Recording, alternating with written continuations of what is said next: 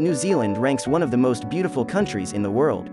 Also, New Zealand has attracted worldwide attention because of the good qualities and exemplary lives of its people. But sometimes misconceptions about New Zealand are rife.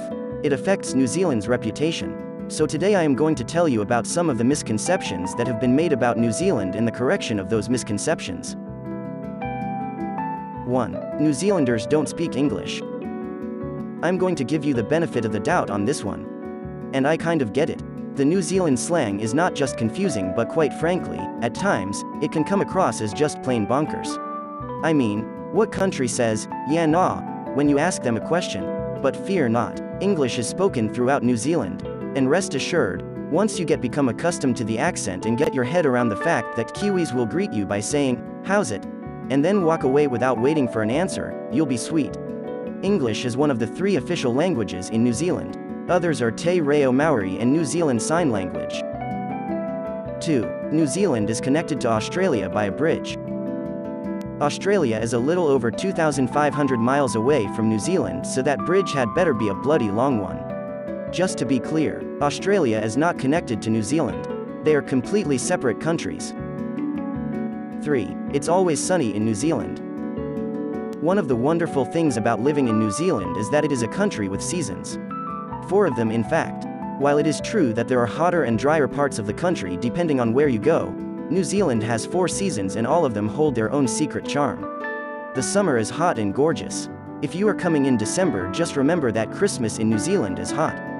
That's a bit weird. The spring is warm and beautiful, the winter is sunny and cold and you can ski, and the autumn is colorful and calm. Just remember, this is not Hawaii, nor is it Sri Lanka or Australia.